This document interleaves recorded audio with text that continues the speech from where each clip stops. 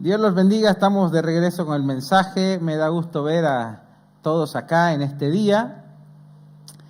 Hace poco estaba pensando en Jesús cuando era joven.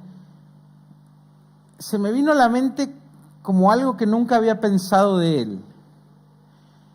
Quiero que te ubiques en la época y el tiempo de Jesús, ¿no? Jesús, 18 años. Obviamente la Biblia no habla mucho de eso, pero por la historia podemos saber las costumbres de la época. Él vivía en un pueblo de aproximadamente 300 a 500 personas, o sea, pueblo pequeñito donde casi todos se conocían. Y la costumbre de ese tiempo era que ya a partir de los 18 más o menos los hombres tenían que empezar a buscar novia para casarse. Se esperaba eso, ¿sí? Ya a los 20 era como la edad promedio donde se casaban, y si eras muy pobre, hasta los 25 como mucho. Entonces imagínate a Jesús a los 18 viendo que los amiguitos ya miraban a otras chicas, a los 20 ya las familias hablando, porque era un arreglo entre familias, y probablemente todos sus contemporáneos, sus amigos conocidos, ya a los 20 ya estaban casados, y probablemente a los 23, 24 ya todos tenían su familia. Y Jesús no. Ahora nosotros sabemos quién es Jesús, pero en esa época y en ese momento, en ese tiempo, nadie tenía idea, salvo María, que tuvo la madre, ¿no? Tuvo la visitación de un ángel, sabía que Jesús estaba destinado para algo mucho mayor, pero nadie más en su entorno. Tan es así que dice la Biblia que sus hermanos y sus hermanas no creían en él. Entonces imagínate cómo lo cargaban los hermanos, algunas discusiones con el padre: ¿y para cuándo? Anda buscando novia, ¿cuándo te vas a casar? Y la burla de los conocidos, ¿viste? El raro, ahí va, porque no casarse no era una opción, ¿sí? Dentro de la comunidad judía de esa época era como una obligación, un mandato, era como algo lo que se esperaba ya.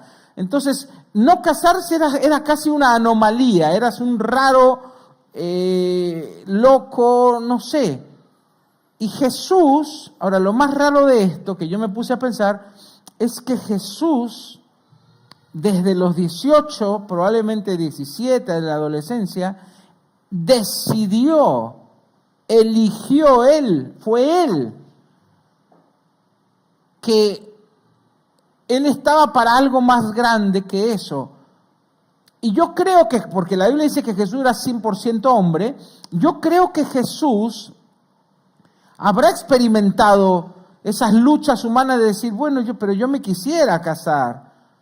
Y veía a los amigos, capaz ya de novios o ya comprometidos, y veía a chicas lindas tal vez, y acordate, Jesús era 100% hombre, si bien era el Hijo de Dios, era 100% hombre, y él eligió postergar la satisfacción momentánea por un propósito más grande. Obviamente sabemos que su misión por la que él había venido era otra, ¿sí? No formar una familia, casarse, ¿viste? Sentarse a la noche a tomar té. No, él había venido para algo más, pero él lo sabía, pero aún así él tuvo que elegir. Y nosotros en la vida tenemos que elegir también. Si cumplimos un propósito más grande o cedemos a la satisfacción momentánea, o si entramos en el carril de lo común, de lo que hacen los demás, o entramos en el carril de decir yo tengo un propósito más alto por el cual vivir. Pensando en eso, me acordé de una historia. Hace tiempo una noticia en Inglaterra de un hombre que estuvo atrapado en un pozo por varios días. El hombre caminaba en la noche en el campo, específicamente en un bosque, cae en un pozo profundo y queda atrapado, ¿sí? Sin la posibilidad de salir. Al principio gritó con la esperanza de que alguien lo escuche, pero las horas pasaban y la oscuridad empezó a caer, ¿sí? Y él empezó a sentir esa carga en su pecho, esa presión, la humedad de las paredes enfriando su cuerpo, ¿sí? Y como que el tiempo se detenía sin saber si alguien iba a llegar a rescatarlo, ¿sí? Intentando escalar sin poder lograrlo, resbalándose en época de lluvia, frío. Al principio podés pensar, bueno, voy a salir de acá, pero una vez que pasó la noche, primer día, segundo día, empezó a pasar por su mente, nunca voy a poder salir de esto que me ha atrapado, de este pozo. Finalmente al quinto día el hombre salió, para terminarte la historia, pero pensando en eso, nosotros podemos sentirnos atrapados en la cotidianidad, en la vida diaria, ¿sí? No estamos en un pozo físico, pero vivimos atrapados en la rutina, sin propósito, sin sentido, o con metas que validen nuestra existencia.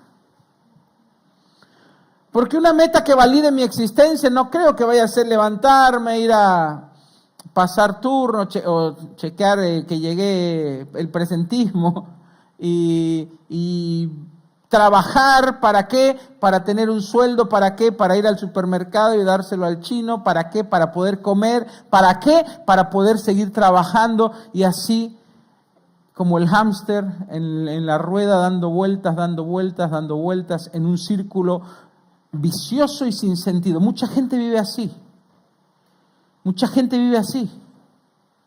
Vive como ese animalito dando vueltas sin saber a dónde va, sin una meta y un propósito que le den razón a su existencia.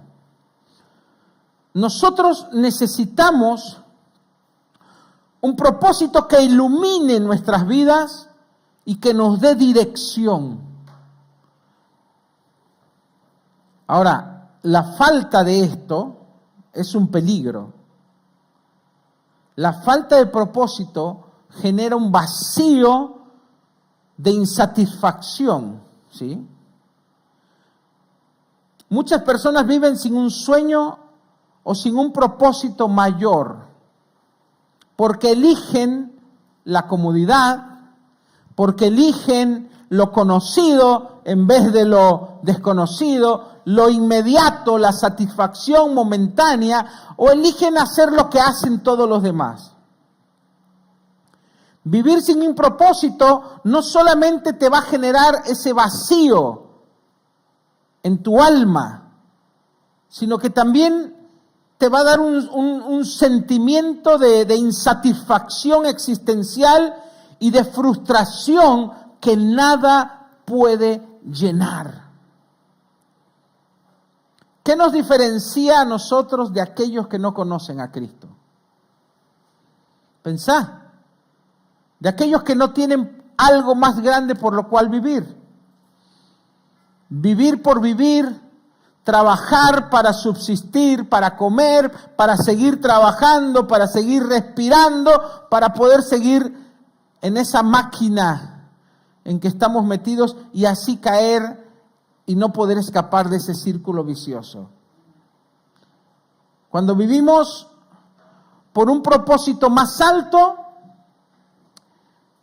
es lo opuesto, tenemos dirección en nuestra vida. Cuando vivimos por un propósito más grande que nosotros, tenemos mucha más energía, más esperanza, incluso en los momentos difíciles, porque no se trata de magia acá, de que acá, bueno, el que tiene propósito no sufre, no pasa pruebas, no pasa luchas. No, pasamos las mismas pruebas, pasamos las mismas luchas, pero tenemos otra energía, tenemos otra fuerza que nos impulsa. A mí no me mueve el tener el sustento de cada día. Dice, ay, algunos irónicos dirán, ay, qué bien por ti, Noel. Obviamente que me preocupa qué voy a comer y qué van a comer mis hijos. Pero si esa fuese mi única meta en la vida, mi hermano querido, sería una meta muy pobre. Sería una meta muy baja. No digna de aquellos que han sido elegidos y comprados con precio de sangre. Aquellos que les ha sido plantado un propósito mucho más alto.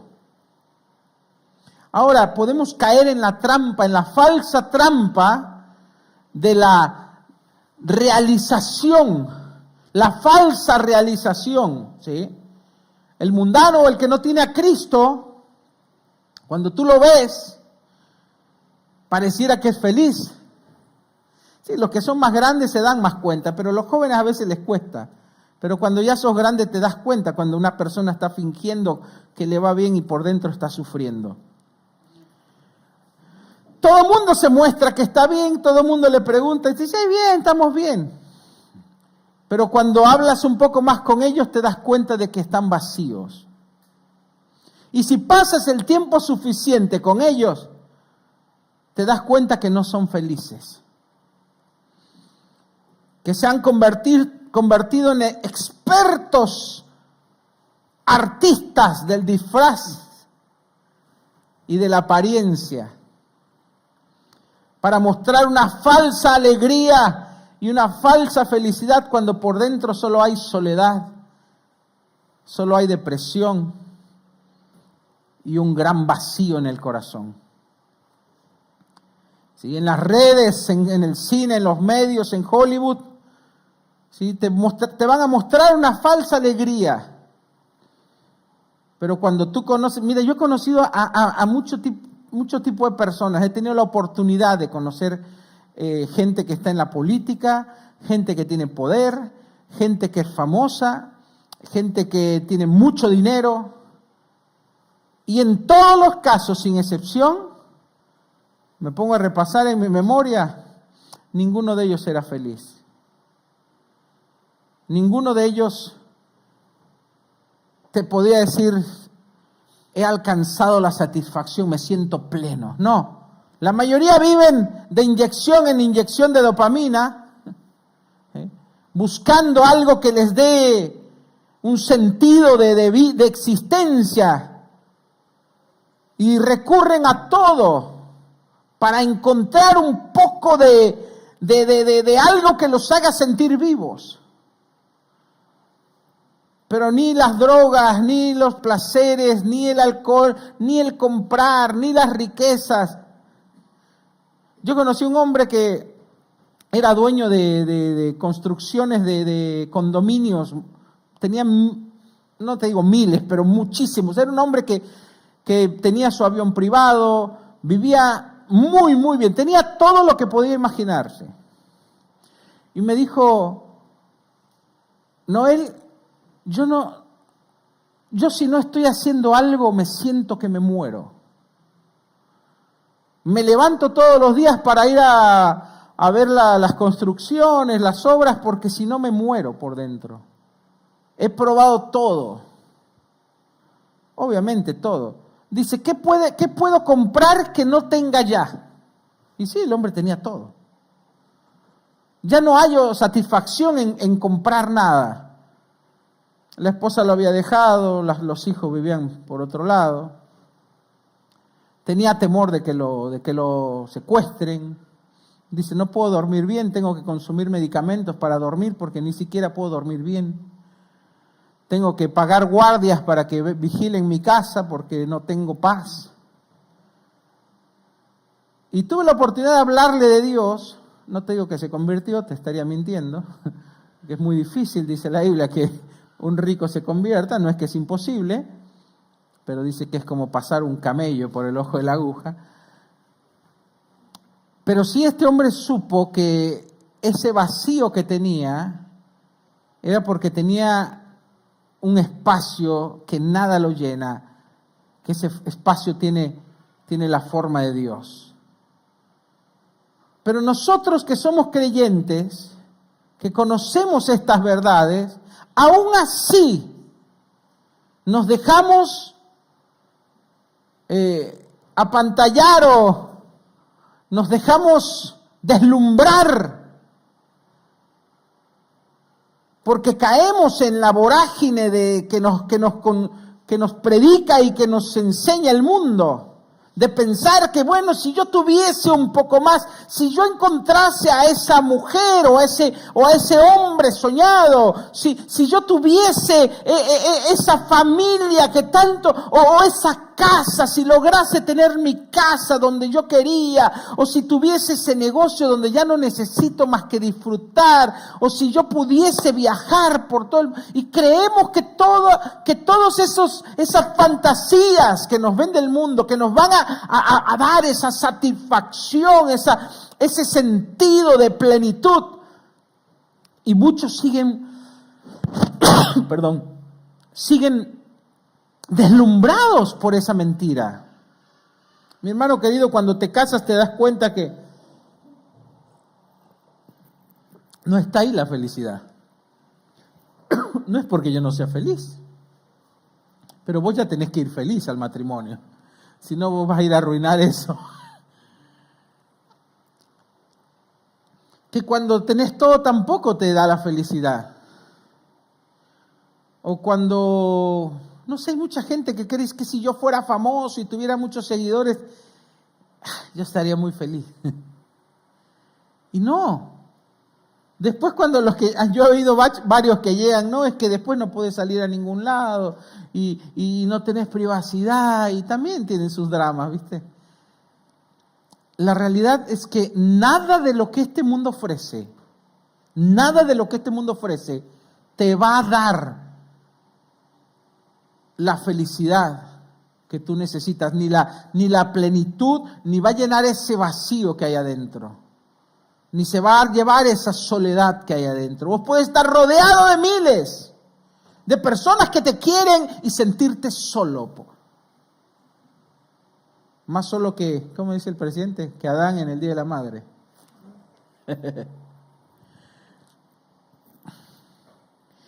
Muchos se ponen propósitos falsos, egoístas, creyendo que eso les dará la felicidad. Como ser famosos, tener muchos seguidores, ganar mucha plata, viajar y gastar, cuando nada de eso te llena ni te da satisfacción. Tal vez al inicio pareciera que te inyecta, viste, esa pequeña dopamina, pero una vez que vuelves a la normalidad y te acostumbras a eso, el vacío regresa, porque nunca se fue, y la gente vive de inyección en inyección. Eso es lo que hace la droga. ¿Sí? Cuando vemos gente que se droga decimos, ¿por qué? O los que están sumergidos en algún vicio. Es porque sentían ese vacío que les llenaba. ¿Sí? Entonces cuando la droga les da esa sensación de potencia, o de todo lo puedo, soy feliz, les llena momentáneamente, ¿sí? Y después vuelven a necesitar eso. Por eso Jesús dijo, el que bebe del agua que yo le daré, no tendrá sed jamás. Porque no es esa droga momentánea que no te sacia, que no te llena, sino que el agua de vida que Jesús nos da, que está hablando metafóricamente, ¿sí? La vida que Jesús da es la única que te da la verdadera satisfacción y la razón de ser. Pero te digo, tristemente, muchos cristianos todavía no lo alcanzan porque no lo han visto. No la ven. No lo han visto. Porque a veces estamos tan metidos en el mundo que la corriente de este mundo nos envuelve y nos arrastra a creer o a pensar que lo que ellos buscan y detrás de lo cual corren es lo que hay que buscar y es detrás de lo cual hay que ir. Y ahí tenemos a muchos cristianos buscando lo mismo que el mundo busca, cuando sabemos que no está ahí la respuesta. Y ahora dicen, no, entonces, ¿qué hay que hacer? Para allá vamos.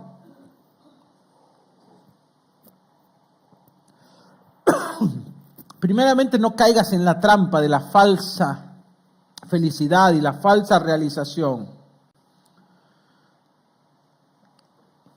Y sabe que lo único que le va a dar satisfacción a tu alma es Cristo. Ahora, yo sé, me vas a decir, es que yo ya tengo a Cristo, sí. En teoría, tenemos todo. En teoría tenemos todo. Somos herederos de la salvación. Tenemos al Espíritu de Dios morando en nuestro corazón. Pero en la práctica no estamos disfrutando. Es como que yo te diga, no sé, te traigo un niño y te digo, mira, este niño vive abajo de un puente. Así lo ves, linchera, ropa sucia, flaquito, casi no come, ¿sí? Tapado con cartones. Pero él en realidad era un hijo de un hijo, ¿cómo le llaman a los hijos que no son del matrimonio? No legítimo, un hijo ilegítimo. De un multimillonario que murió sin herederos, murió toda su familia, se estrellaron en un avión. Ya te estoy haciendo la película. Y este niño heredó todo, un imperio, una fortuna. Legalmente es el único heredero. Legalmente es millonario. Es más, ya le empezaron a cobrar impuestos antes de que reciba la fortuna. Pero, entonces si yo te digo, legalmente este niño es rico, sí. Pero si él no está disfrutando de esa fortuna, porque nunca se enteró que es heredero, nunca se enteró que puede acceder a la herencia, nunca la reclamó, nunca poseyó la herencia, entonces por más que sea rico, sigue viviendo como pobre. Eso es lo que dice la Biblia. Nosotros somos herederos y coherederos con Cristo. Nos dejó un testamento. Somos hijos del Rey. Pero de nada sirve si nosotros no adquirimos ni nos apropiamos de esa herencia. Legalmente tenemos todo, pero podemos estarnos disfrutando y seguir viviendo como si no tuviésemos nada. Seguir viviendo debajo de un puente, tapándonos con cartón, pasando frío y hambre en la noche. Espiritualmente hablando, nosotros somos herederos de todo, pero si no sabemos eso, si no tenemos acceso a eso, si no sabemos cómo apoderarnos de lo que es nuestro, dice la Biblia, el niño mientras es niño sigue siendo esclavo, por más que sea el hijo del dueño de la casa. La inmadurez espiritual no nos permite apropiarnos de lo que es nuestro en Cristo Jesús. De ahí que hay muchos cristianos que a pesar de que bíblicamente les pertenece todo, viven como si no fuese así.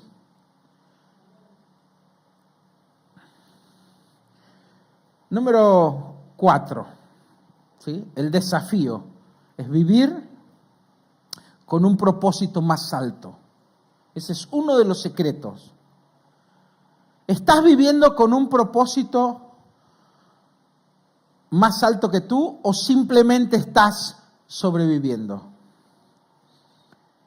¿Qué sueños estás dispuesto a perseguir que valgan la pena postergar la satisfacción personal o momentánea? ¿Qué sueños estás dispuesto a perseguir que valgan la pena levantarse todos los días con una meta, con un objetivo? ¿Qué sueños estás dispuesto a perseguir que valgan la pena postergar lo que este mundo te ofrece, rechazar lo que este mundo te ofrece por perseguir eso?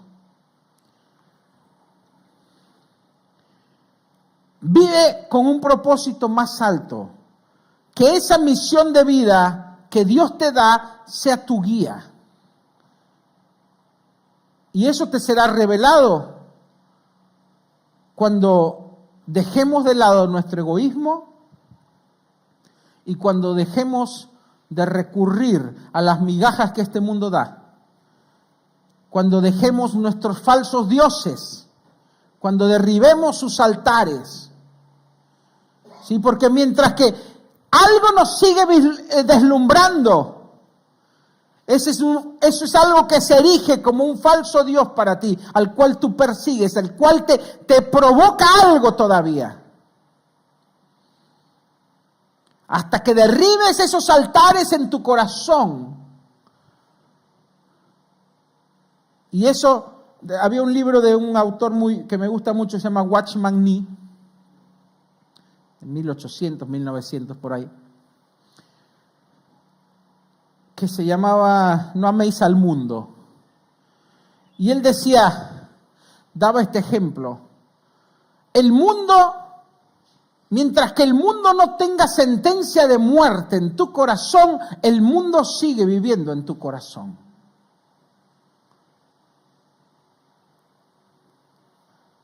Y dice, y es como tener un altar de un falso Dios al cual tú recurres para recibir bendición. Hasta que tú no derribas ese altar del mundo y hasta que no le das sentencia de muerte al mundo en tu corazón, mientras tanto tú no podrás ser libre. Hasta que nuestro corazón le da sentencia de muerte a este mundo, dice, ya no sirve para mí nada. Por eso Pablo decía, yo soy muerto al mundo y el mundo me es muerto para mí. Uno tiene que en realidad, adentro, decir, no espero nada más de este mundo. No busco más satisfacción de este mundo. Mi esperanza no está puesta en este mundo. Mi esperanza está únicamente puesta en Cristo. Solo de ti espero satisfacción. El salmista, hay un salmo que me encanta que dice, mi porción en la tierra eres tú. Fuera de ti, nada deseo. Y hay otra versión que dice como que David, viste que David, hay dramas ahí en su familia, en su nacimiento. Hay una parte donde él dice, en pecado fui concebido. ¿Sí? Se cree ahí como una historia, no está en la Biblia, sino en el argot del judaísmo, de que la madre pudo haber tenido una aventura y que, ¿viste? Pero no había ADN ni nada. Entonces, él hay una parte donde dice, en pecado fui concebido. Búsquenlo después en su Biblia. Por eso cuando el padre le dice, ya llega el profeta y le dice, llama a todos tus hijos, llamó a todos menos a David. Porque en realidad el padre en su corazón no lo consideraba su hijo. Qué feo, ¿no? ¿Sabe dónde estaba David cuidando las ovejas? Ese no era el trabajo de un hijo. Porque si bien el padre tenía esclavos, dice que tenía siervos, tenía ganado, tenía sus cosas. Entonces cuando un hombre tenías esclavos, no mandabas a tu hijo a cuidar las ovejas, mandaba a un esclavo. Fue el trabajo más bajo. Sin embargo, a David lo mandaban ahí porque podía morir. Viste que él decía, yo peleé contra osos, peleé contra leones.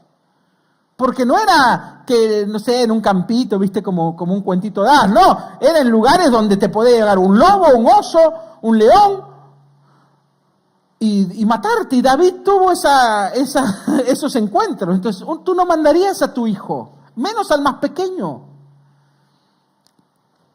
Y después, bueno, sabemos la historia, al final fue Dios el que lo eligió. Y en ese salmo donde David dice, mi porción en la tierra eres tú, él estaba, ¿qué es mi porción? Yo me puse a investigar, ¿qué es mi porción? Como una torta, yo me imaginé, ¿viste? La porción de todo. Hablaba dice, esta es la heredad que me ha tocado, porque el padre no le dejó herencia, se cree. No le dejó herencia, porque obviamente si el padre quería que no era su hijo, no le dejó nada a David. A los demás hijos le dejó todo, menos a él. Y por eso David decía, mi porción en la tierra, o sea, mi pedazo de tierra que me tocó, eres tú. Fuera de ti, nada deseo. Qué tremendo, ¿no? Qué lindo. Pero yo creo que nuestro corazón tiene que llegar a eso. A decir, fuera de ti, Señor, yo no quiero nada de este mundo. mientras que no alcancemos acá adentro a poder decir eso realmente, vamos a seguir viviendo con un vacío, sin un propósito.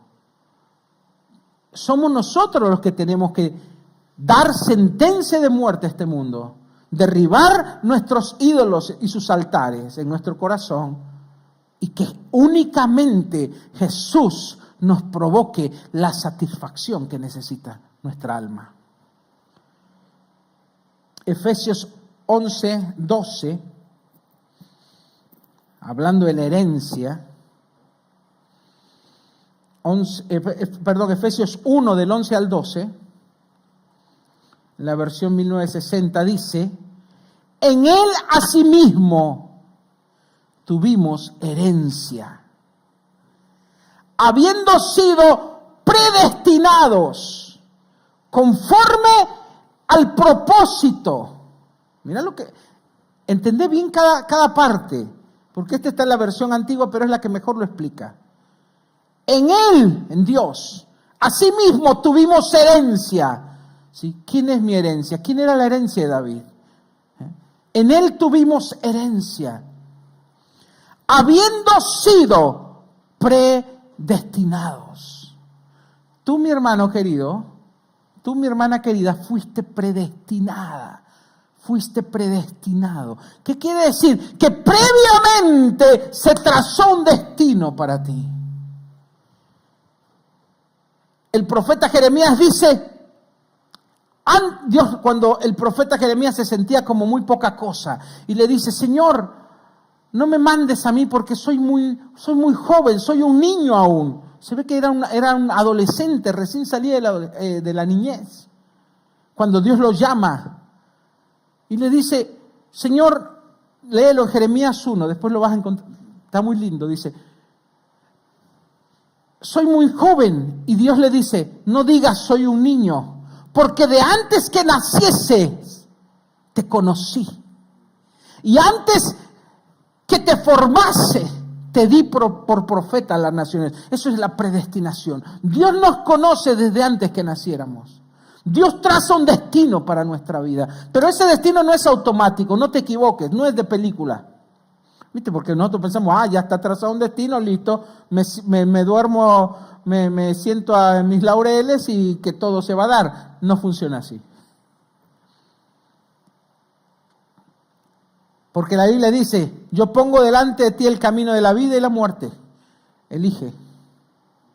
Siempre va a haber dos caminos.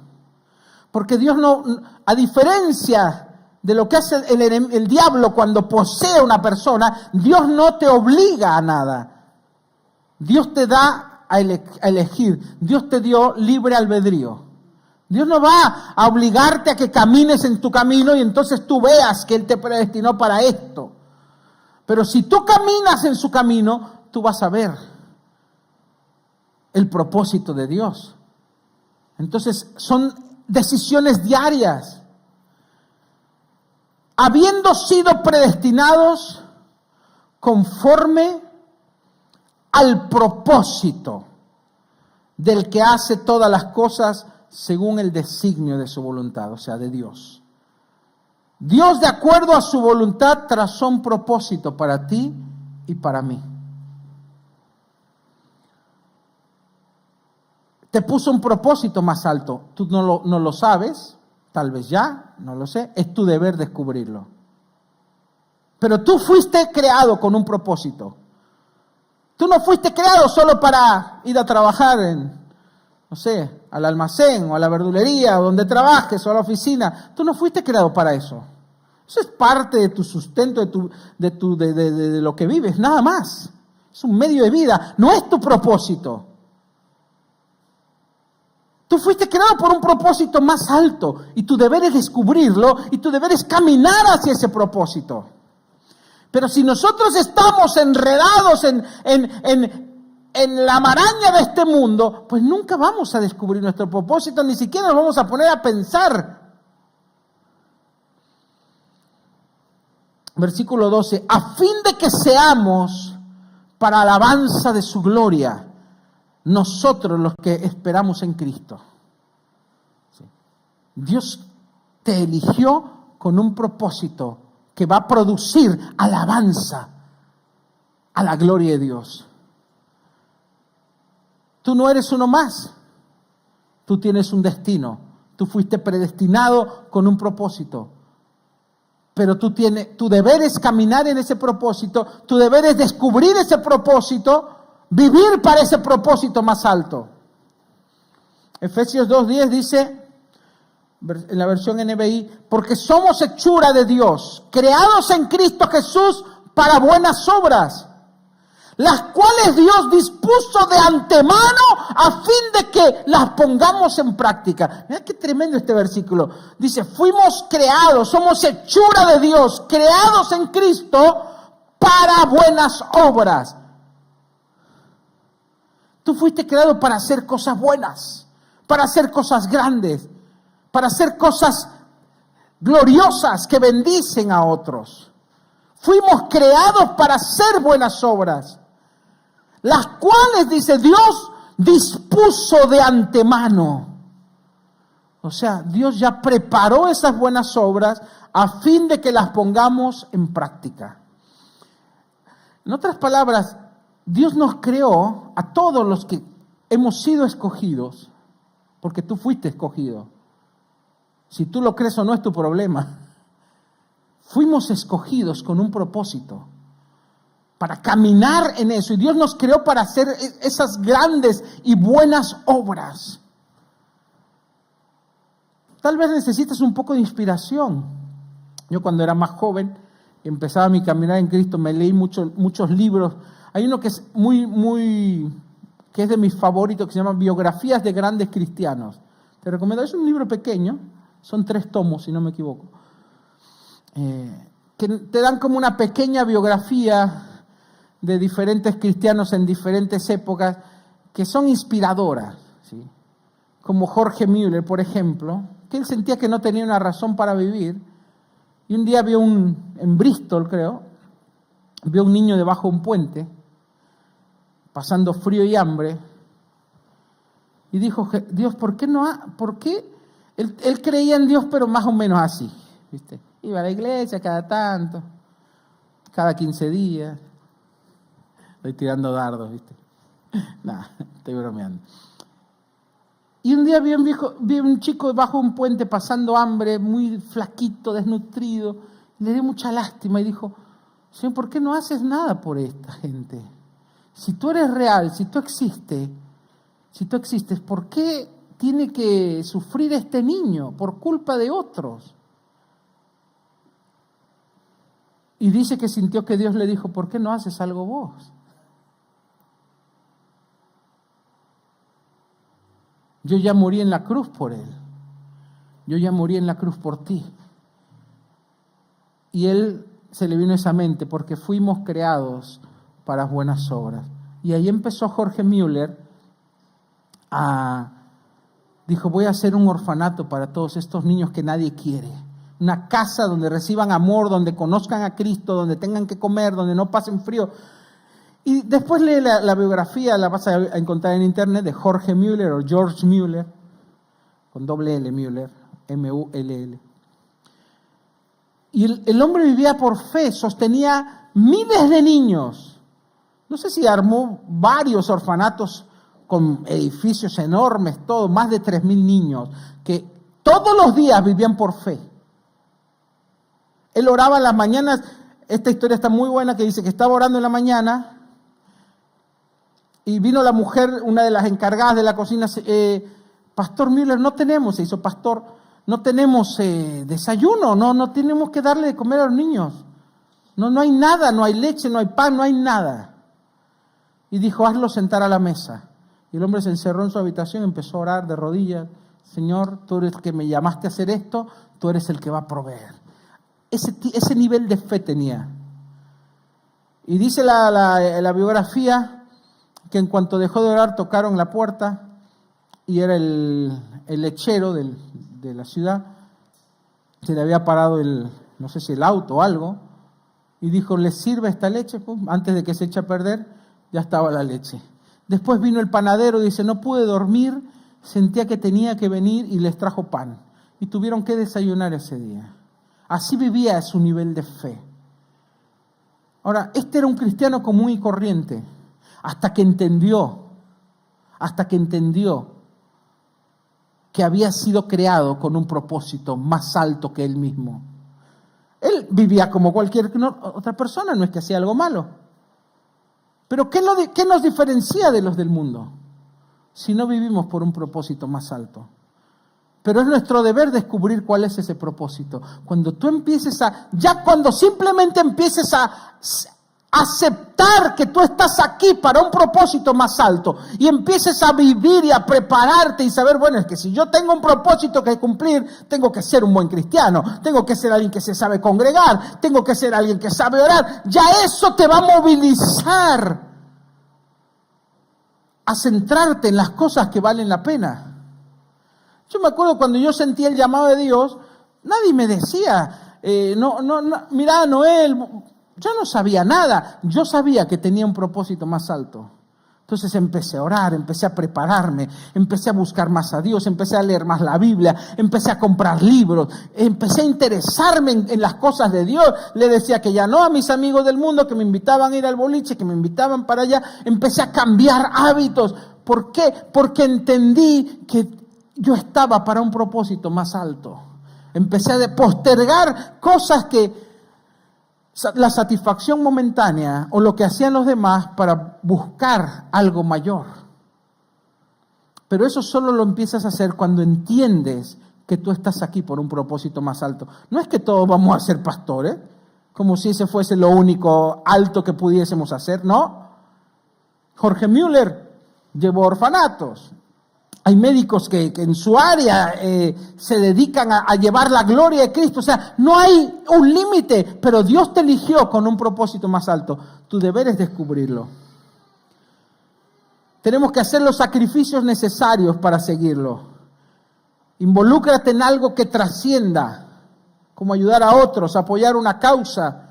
Invierte tiempo en tu relación con Dios para estar listo, para que Dios te pueda usar. Imagina el impacto que podrías causar en la vida de otros si te conviertes en un instrumento en las manos de Dios. Por último, te recuerdo, tú fuiste creado con propósito. Dios puso en ti talentos, cualidades, pasiones que los tenés que poner en las manos de Dios. Preguntarte, ¿cómo puedo usar lo que tengo para un bien mayor? Porque todos podemos hacer algo. Te invito a que ores y que reflexiones sobre los sueños que están alineados con la voluntad de Dios y que trabajes por ellos. Ponte de pie en tu lugar. Te desafío a tomar pasos concretos como simplemente sentarte hoy en la noche, cuando llegas a tu casa, hoy en la tarde, y pensar, ¿qué puedo hacer? ¿Qué puedo hacer para vivir por un propósito más alto? No seas como el niño que está bajo el puente, que heredó todo y que no lo sabe y sigue viviendo como alguien que no tiene a nadie, que no tiene nada. Porque tú tienes un Dios grande, tú tienes un Padre amoroso que te heredó todo. Tú tienes una herencia, tú tienes un propósito, tú tienes un nombre. Tú eres alguien que vale. No eres uno más del montón, fuiste escogido, fuiste elegido por Él. Deja de vivir como uno más y empieza a vivir como alguien que fue escogido para algo más grande. Empieza a consagrar tu vida, empieza comprometiéndote más con Él, empieza buscando más su rostro, congregándote, aprendiendo más de Él, involucrándote más en aquellas cosas que desencadenan en bendecir a otros. Padre, te damos gracias por tu palabra. Gracias por abrir nuestros ojos, por llamar nuestra atención cada tanto, para que enfoquemos, Señor, nuestra mirada en ti. para que rectifiquemos nuestro caminar, para poner las cosas en orden y en prioridad. Señor, yo sé que tú no me llamaste solo para que sea uno más y para que viva corriendo como un hámster, haciendo lo mismo que hacen otros. Yo sé que hay un llamado más alto para mi vida. Ayúdame a entenderlo, ayúdame a prepararme para ello. Señor, que podamos alinear nuestra vida con tu propósito. Y hoy por eso, Señor, derribamos los altares de nuestro corazón. Le damos sentencia de muerte a este mundo.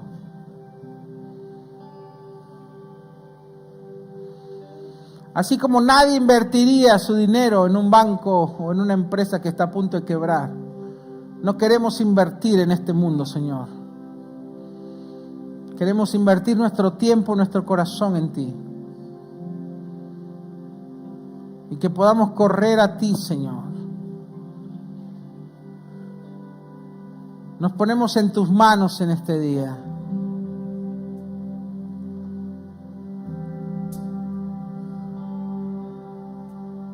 Queremos, como David, decirte, Señor, mi porción en la tierra eres tú, y fuera de ti nada deseo.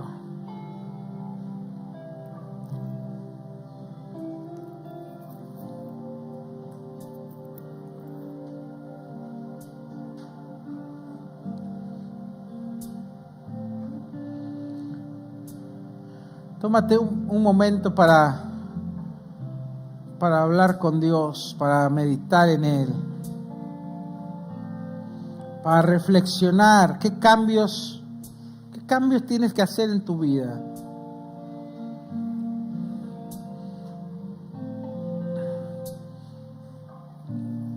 Porque tú eres alguien importante y especial para Él. Fuiste escogido, escogida. Entonces no desperdicies tu vida. No desperdicies la vida que Él te dio. Ofrece tu vida delante de su altar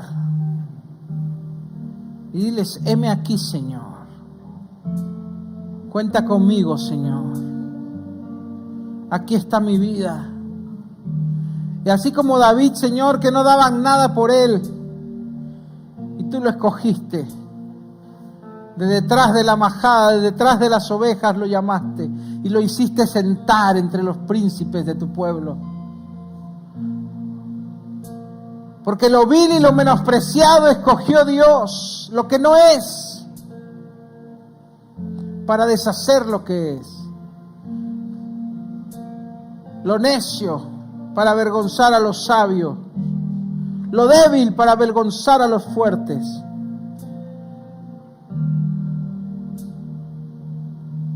Tú nos llamaste, Señor, no porque fuésemos los mejores,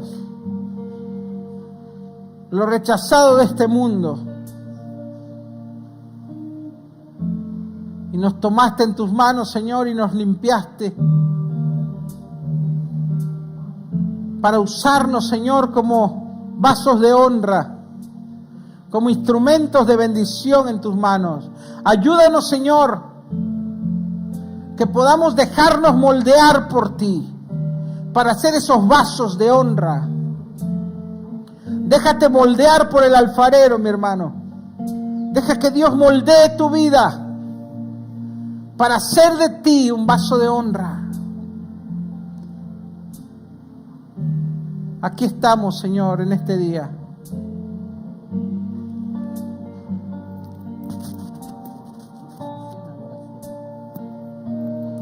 Aleluya. Así con tus ojos cerrados, aprovecha este momento y abre tu corazón al Señor mientras lo adoramos.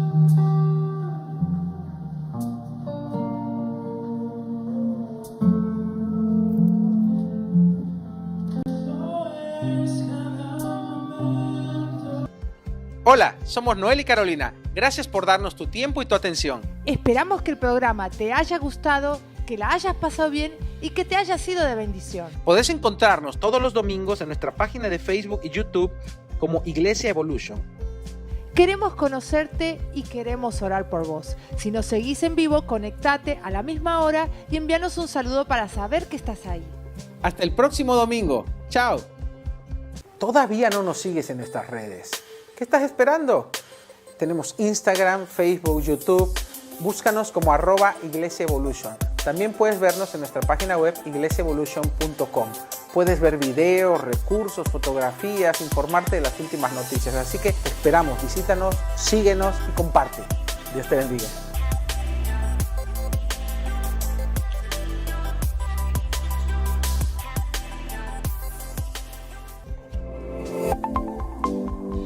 Recibe motivación e inspiración. Visítanos en noelsolis.com y en iglesiaevolution.com.